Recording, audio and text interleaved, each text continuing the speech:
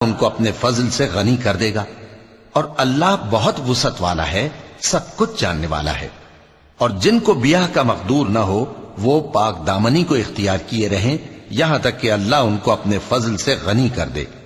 اور جو غلام تم سے مکاتبت یعنی مال دے کر پروانہ آزادی کی تحریر چاہیں، اگر تم ان میں صلاحیت اور نیکی پاؤ تو ان سے مکاتبت کر لو، اور اللہ نے جو مال تم کو بخشا ہے اس میں سے ان کو بھی دو۔